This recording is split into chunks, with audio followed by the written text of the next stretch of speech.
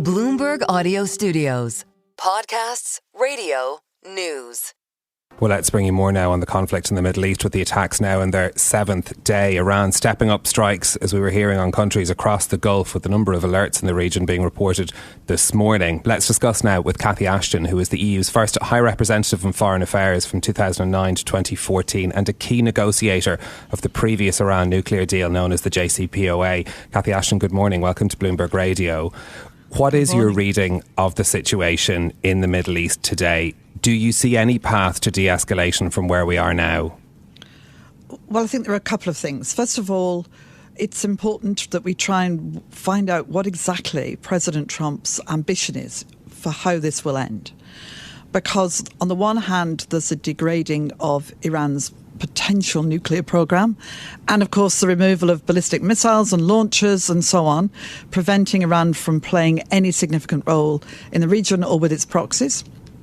And on the other hand, you have the prospect of some kind of regime change, which is a much longer process, as we know from other countries and other experiences, and where you're trying to look for people who can lead the country in a different direction. And that so far has proved, I think, quite elusive for President Trump, despite him saying he wants to be involved in choosing that person, despite them talking about a variety of different people, some of whom have been killed, some of whom don't seem to be appearing on the horizon. So there is a sort of bigger question about what is the objective when it comes to Iran. And then, of course, there is a question of what Tehran is trying to do by sending missiles all over the Gulf. Is it about trying to send warning signals? Is it specifically about targeting US military facilities? Or, as we've seen, is it broader? And are they trying to say to countries, you've got to tell the Americans and Israelis to cut back on this because it's for your own safety? Well, what should we make of the potential successors to the late Ayatollah? Trump says that his second oldest son is unacceptable. Well, that's right. And this is where it gets kind of interesting, if I can use that word, in terms of what the Americans want to achieve. There have been a number of names sort of being thrown around. Ali Larijani is one. The Ayatollah's second son is, as you say, another. If these are unacceptable people, well, where are the acceptable people? The problem in Iran has been, I think, that we don't see the level of organised opposition that you would see perhaps in other countries. And that's because they've been oppressed. It's not because people don't oppose the regime. It's because when they do, we see these massacres, we see people imprisoned and so on. So, put very simplistically, if the IRGC wanted to surrender, who would they surrender to? Where does this, with your experience in negotiating with the Iranians in the past as well, is there any path from here that can lead back to diplomacy on the nuclear issue? Or was this US action inevitable to try and bring an end to any prospective nuclear program in Iran?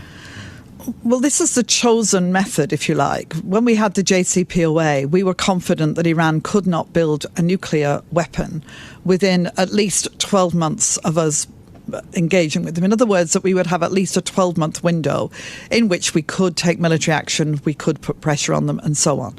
We had thousands of cameras, hundreds of monitors on site who could see exactly what was going on. That gave a certainty and a security, we hoped, to the world that we knew what was happening there. President Trump did not agree with that approach, and he has always taken the view that this was about a kind of win-lose, that the Iranians had to give up everything completely in order to achieve what he wanted. So it's hard to see how we get back to diplomacy in the traditional sense. Having said that, all conflicts end with people sitting around a table. Even if they are the complete loser, there is a conversation to be had about what happens next. So at some point, people somewhere will have to sit down and start talking. Before we get there, Cathy, has President Trump made a strategic error by alienating his European allies, many of whom are now refusing to allow US forces to use their bases? Well, I think this is a really interesting question, because what we've seen has been a breadth and spread of support or not support from across Europe. You've had Chancellor Merz, who seems to be the most forward-leaning in some ways in support of the American action. You've had the Prime Minister who, under international law, believed that the beginning of this was inappropriate but was willing to help, of course, in defence of people in the Gulf. And then you've got the Spanish Prime Minister who said absolutely not.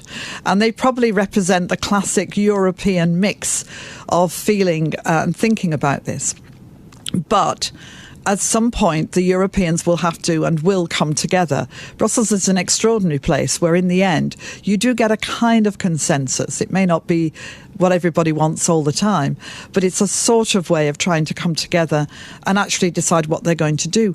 But for them too, they'll be very conscious of what this is meaning for our attention span on Ukraine and what's happening, because we're thinking about, rightly, the Gulf, but we're not thinking about Ukraine, and the implications for missiles and for the ability to be able to support and arm Ukraine effectively in the future.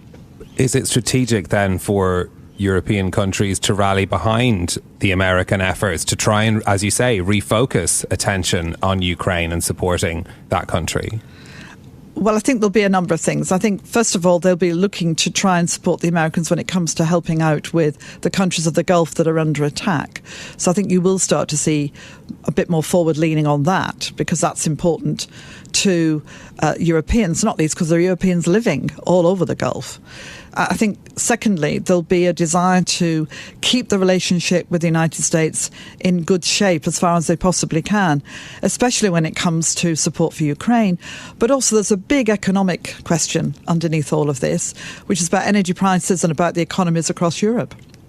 And of course, President Trump is willing to use tariffs as a method to try and bring people to his way of thinking, or at least to say he's not happy with the decisions that they've made. Cathy, we really appreciate you coming in to talk to us today. Cathy Ashton there, who was the EU's first High Representative on Foreign Affairs from 2009 to 2014 and a key negotiator of the previous Iran nuclear deal. Thank you so much.